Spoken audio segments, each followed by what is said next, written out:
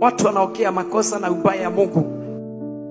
Please, hata kama uliingia ndege ukaenda kule ulienda, au uliinuliwa au kafanikiwa, au kuna watu wanakutumia, ujue kuna Mungu, na ujue Mungu anaweza kuja kushukua kile alikupatia.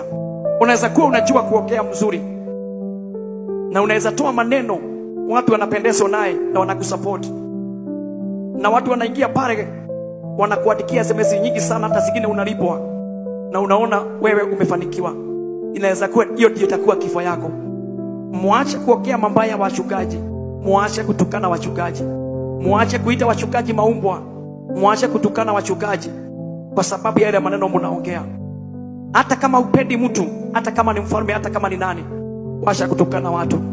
Mungu ni wawifu. Au usione unafurahiwa na watu kwa sababu unajua kuongea kwa mitandao. Hiyo inaweza kuwa ndio mwisho wako, na hiyo ndio kifo yako. Nimeomba na nimewasihi, na siongei tu kwa kanisa, na siongei tu kwa wale wako Kenya. Please. Sijasema wachungaji wote ni wazuri, na sijasema wachungaji wote wameokoka, lakini washeni na mambo ya wachungaji. Washeni kuongea kitu ya kuwatukana.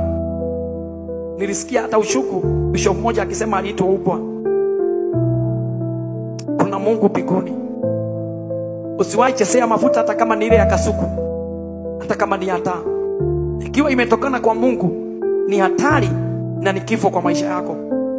Nimeongea hapa, hata kama utasikia nimeongea mbaya, hata kama haitakufurahisha, unaweza ongea kile utaongea, lakini mwaka huu kuna Mungu wa kulibisha, na Mungu hata haibishwa tena. Mungu hata haibishwa tena. This year kuna Mungu atatetea kazi yake. Ujaitwa na Mungu ukatukanane, tetea kile utatetea, lakini usihusishe mambo ya Mungu kwa ile mambo unaongea.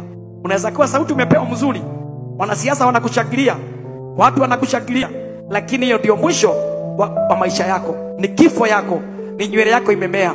Mungu anaenda kutuma adui na itakatwa. Shunga, usikuje ukauliza kama ningejua, na Mungu atakubali. Rudia Mungu na Mungu atakutendea mema. Sisi wote turudie Mungu, hata wale walienda nje wakasahau na Mungu. Rudia Mungu. Yule Mungu ulikuwa unamwabudu wa baba yako, usikuje ukamwacha. Wacha kwenda kuabudu miungu haujui. Wacha kwenda kufuata mafundisho haujui. Fuata ile mafundisho unajua, na kama ni ya utakatifu itakupeleka mbinguni. Sio kanisa yetu, sio kanisa yenu itakupeleka mbinguni. Ni kusimama na njia utakatifu, na kuogopa dhambi, na kusimama na njia za Mungu, na Mungu atakubariki sana.